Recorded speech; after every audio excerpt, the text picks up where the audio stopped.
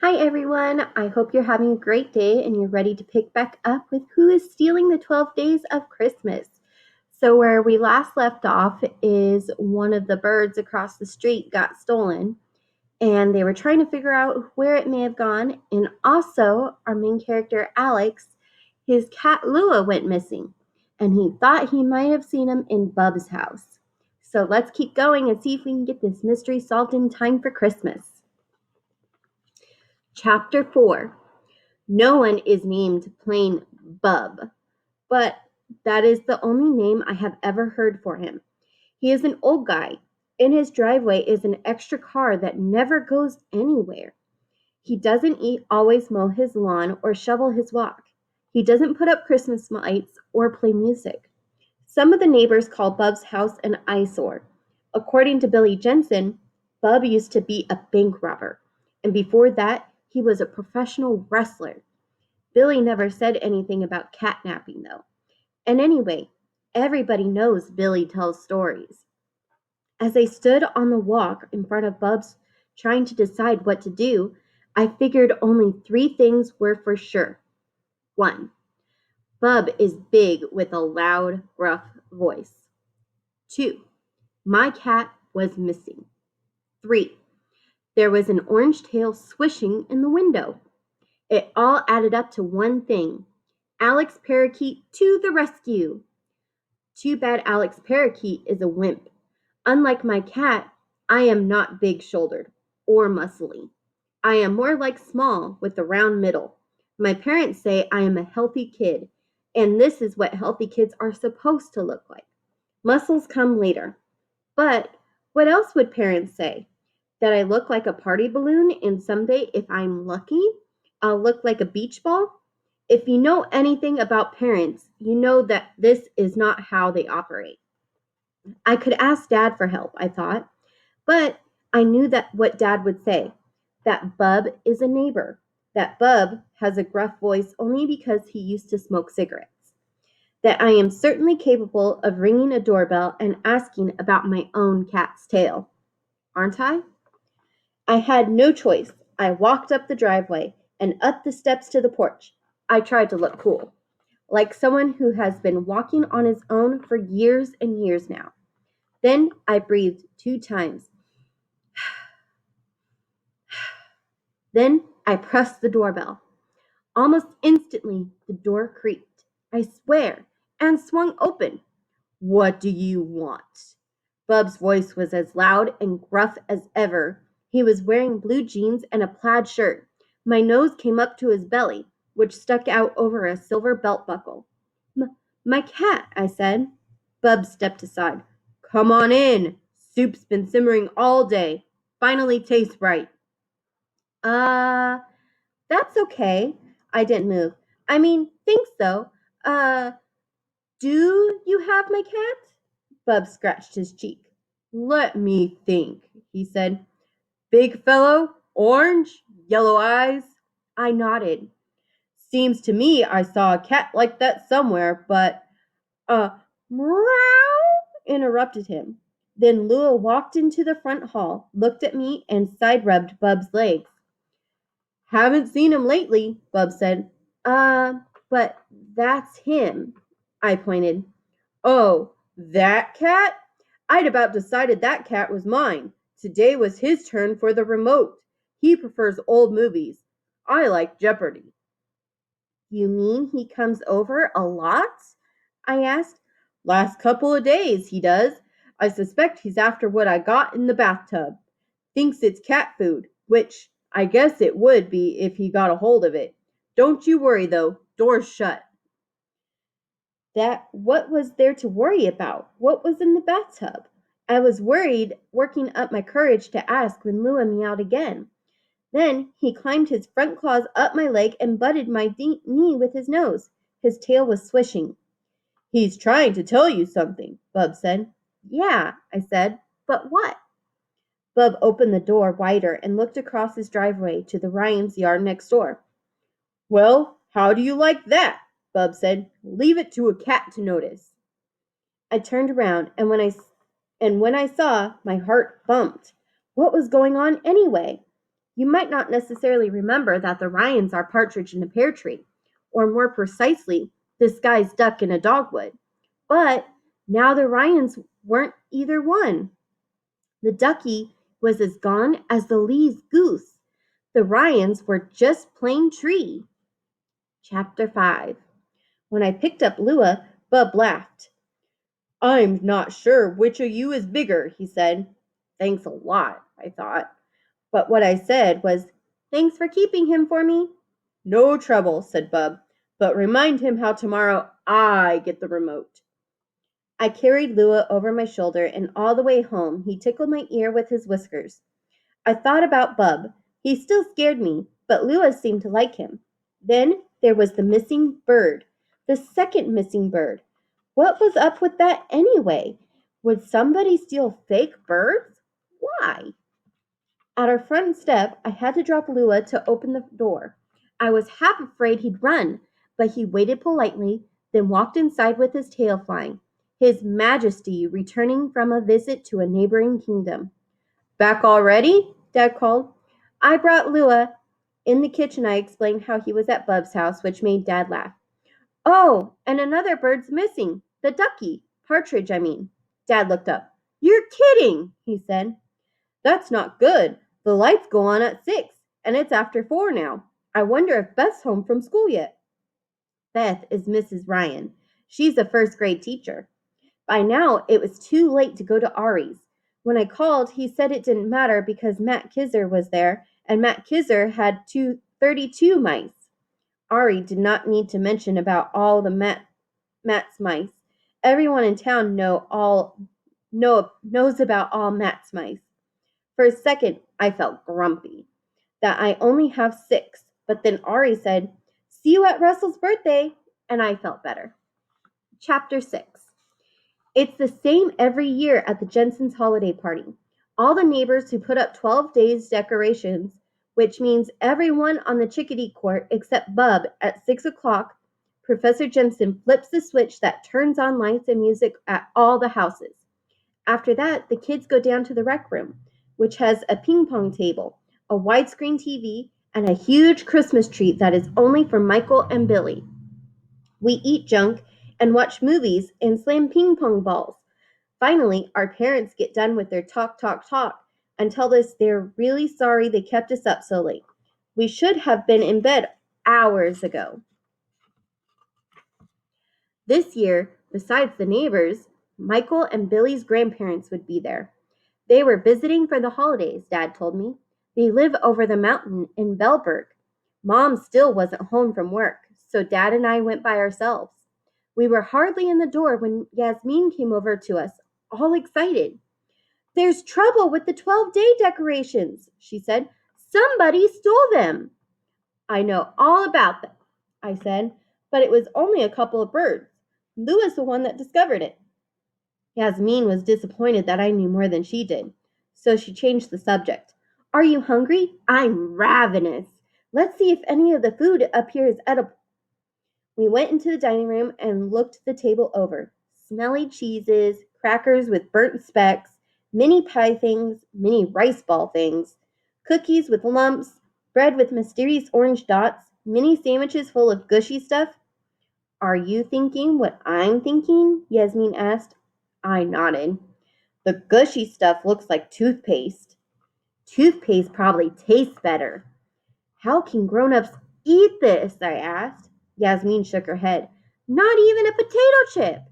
Besides us, Michael was in the dining room, along with 2 people I figured were his grandparents. Grandpa was bald.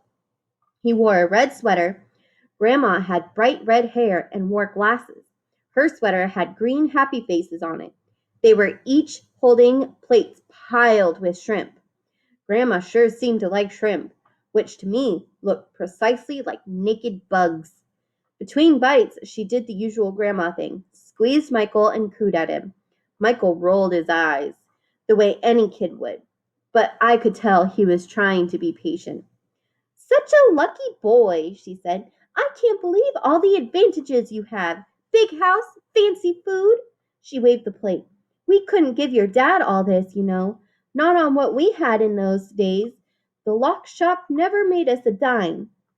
I know, Gran, Michael said. Leave the boy alone, Jerry. Michael's grandpa nodded at us. His friends are here. Grandma ignored him.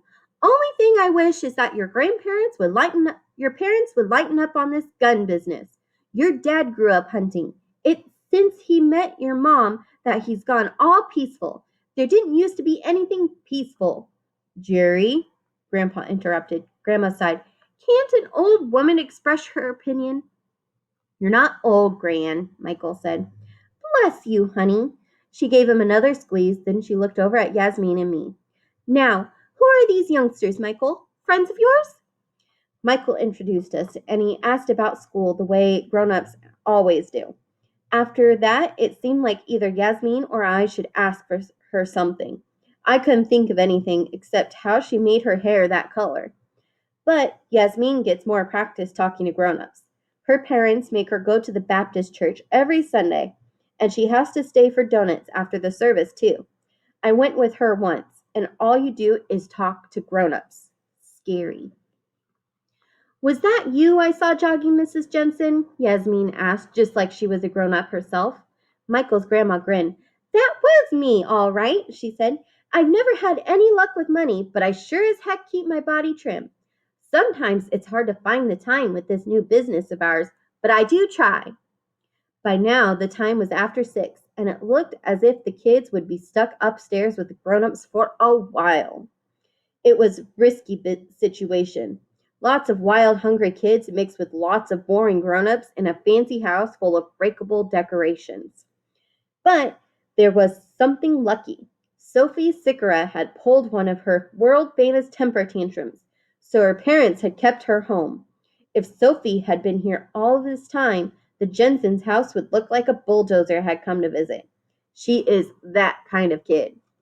Yasmin and I went out to the living room and snagged seats on the sofa next to our little brother Jeremiah. For a while, we sat and watched people talking. Hasn't anybody got anything we could use for a partridge? Mrs. Ryan asked. Bill tried every rubber ducky in town has sold out. I've got a rooster ornament on my tree, Mrs. D'Agostino said. Would that do? How big is it? Mrs. Ryan asked. Mr. Stone interrupted. Entirely inappropriate, he said. A rooster looks nothing like a partridge. Neither does a ducky, Mrs. McNitt said, and no one has ever complained. Mr. Stone said he'd been meaning to bring up the matter of the ducky. Mrs. Ryan said she didn't realize Mr. Stone was a bird authority. Mrs. Lee wanted to know if it would be all right if the rooster stood in for her missing goose. Mr. Stone said it certainly would not be all right, and what was this world coming to when people couldn't identify basic birds? My eyes followed the cup of eggnog in Mr. Stone's hand. The madder he got, the more it sloshed. Do you think he'll let somebody have it? I whispered. Yasmin nodded. I bet Mrs. Lee. She's really exasperating, my mom says. I shook my head. I say Mrs. Ryan. Look how her ears are turning pink. She's gonna lose it. He's gonna blast her. What if he spills on us? Jeremiah said. The last straw was the passenger pigeon, Mr. Stone said. A few drops of eggnog splashed. Yasmin and I grinned. This was it. Eggnog cream rinse. But then my dad had to come over and spoil it. Now remind me, Ted, Dad said to Mr. Stone, where was it you bought those calling birds? And of course, Mr. Stone explained how he made the calling birds. Everyone in the neighborhood knew this like they knew their own house numbers. He told the story every year. I can't believe your dad, said Yasmin. What a party pooper, I said. It's too bad your mom couldn't come, she said. Why? She's an even worse party pooper. That's not what I meant, said Yasmin. Where is she anyway? Working, some big thing, but I don't know what yet. Bigger than missing plastic birds? Yasmin asked. I shrugged. In College Springs? Small fingers gripped my knee. I looked down. It was Toby Lee. He was learning to walk. I could see from his frown that it was hard work. First he aimed his body.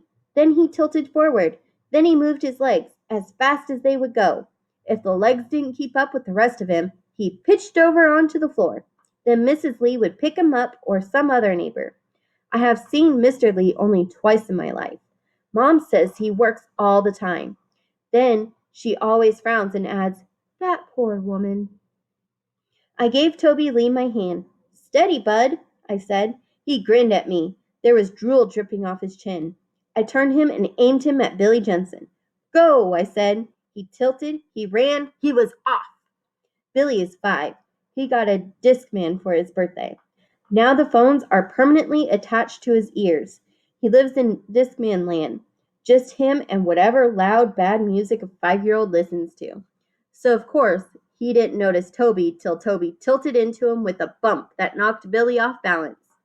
For a second, I thought Billy might stay on his feet, but he didn't. This was a shame because Billy happened to be standing next to the Christmas tree, the big, fancy white for company Christmas tree, the one with all the fragile ornaments the Jensens put on the for kids tree downstairs. When Toby hit him, Billy toppled over into the tree, which timber toppled over. Needles, balls, and lights shot everywhere. So did the guests. So did the drinks. "My antique ornaments!" Mrs. Jensen wailed. "Bring napkins! We need a broom here! Watch out for the glass!" The grown-ups tripped over each other trying to clean up. Toby Lee was fine. He had fallen onto his diaper-cushioned tailbone. Now he sat in the middle of everything, laughing and clapping his hands. I bet it was a thrill to be so small and cause so much trouble. But Jeremiah said someone's going to step on him and squash him like a bug. I thought Jeremiah might be right, so I pushed through all the grown-ups, scooped up Toby, and set him safe on the sofa next to us. In a few moments, the tree was back in place and plugged in. Mrs. Jensen, who has long pink fingernails and always looks perfect, drank 2 quick cups of eggnog. Everybody clapped. Toby Lee loudest of all. Then the doorbell rang. When Professor Jensen answered, Lua strolled in. "Would you look at that?" said Yasmin. "You'd think that feline received an invitation in the mail." "Kee!" squealed Toby Lee. "Meow kee! Meow!"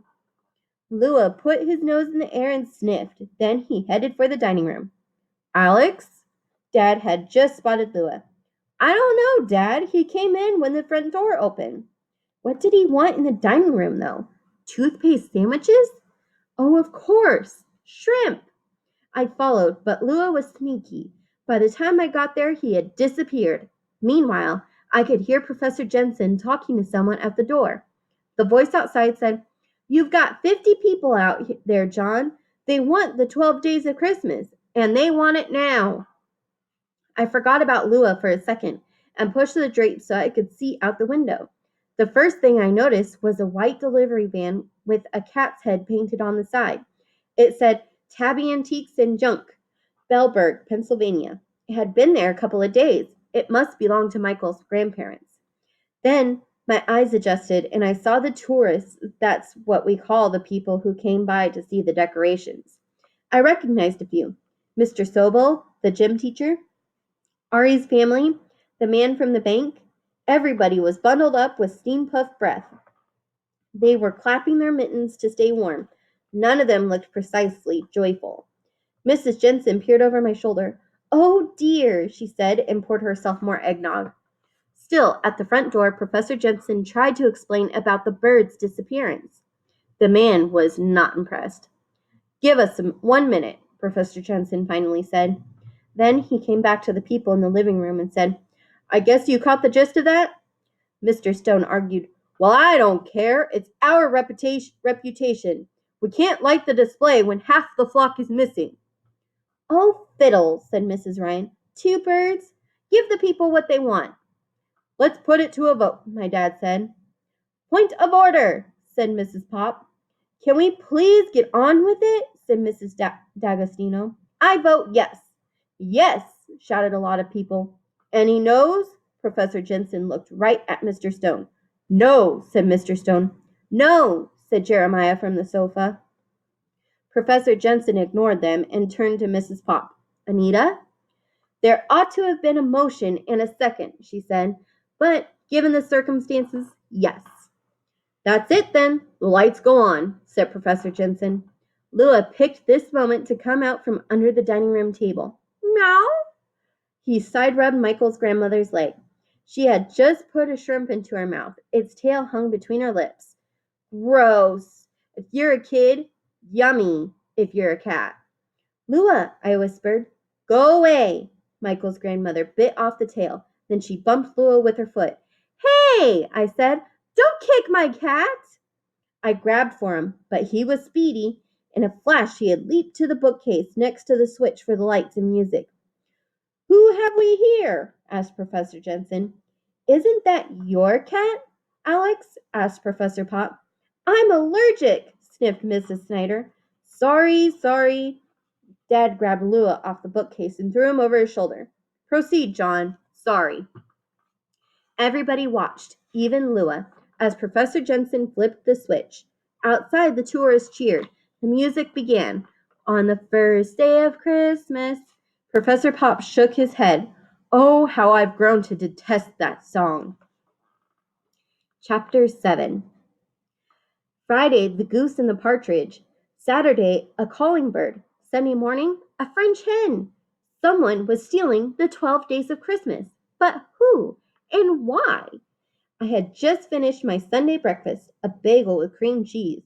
Mom and I were sitting at the kitchen table. Lua was in my lap, purring like he was proud of himself.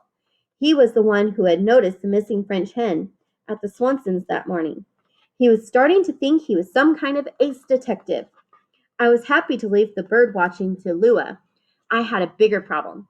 Russell's mouse party. It was supposed to start at 1, but now it might not even happen. That's because Mega Menagerie, where the party was supposed to be, had been burglarized. Someone had broken in between Thursday night and Friday morning. They stole money out of the cash register. They stole every single mouse in the store. Was it possible to have a mouse party with no mice? In case you haven't guessed, it was the Mega Menagerie robbery that kept Mom busy late Friday. She had worked yesterday too, looking all over the store for evidence like fingerprints or something the bad guy might have left. Boy, was Mrs. Miggins mad when I made her close her store on that Saturday before Christmas, Mom said. Doesn't she want you to find the criminal? Oh, probably, Mom said, but she might not think it's so important. Insurance pays her either way. I've heard of insurance, I said, but I don't really get it. Mom explained that most people pay money to an insurance company every month in case there is a disaster, like a robbery or a fire. Usually nothing happens, so the company gets to keep the money. That's how it makes a profit. But if something does happen, the company has to pay. So insurance will buy Mrs. Miggins new mice? I said. Right, said Mom. I thought for a minute. But it seems like there's a problem. For the insurance company, I mean. What's that? Mom said. What if somebody got tired of paying them? What if somebody pretended there had been a burglary so they could get a lot of money or a lot of mice? Mom reached over and messed up my hair. You must be my kid, she said, because you are so darn smart. What you're describing is called an insurance scam. Somebody fakes a robbery to collect insurance money. But insurance companies are pretty careful, and so are the police. We try hard to make sure nobody gets away with it. There was a newspaper on the table between Mom and me. The headline said, Police are baffled. I looked at my mom. Are you baffled? Mom sipped her mug of coffee. So far, she admitted. But we'll figure it out. Right now, what's hanging me up is motive. Why would anybody want those mice? I couldn't believe she had said that. Are you kidding? Every kid in America wants mice. Mom smiled. I know you like them, honey, but it wasn't a kid kind of job. What do you mean? I asked. When kids break in, they make a mess. Later, they brag to everyone they know. Eventually, you can pretty much count on someone calling to tip us off. Are you saying kids are stupid? I asked. Mom shook her head. Not stupid, but not professional thieves either. So this was a professional job? I asked. I don't know if it was or not, but it was clean. The thieves got in, grabbed what they wanted, and got out, she said. In fact, it was pretty remarkable. The door wasn't even damaged. Sounds baffling, I said. What about the birds, though? Any luck with that? Not my problem, thank goodness, Mom said.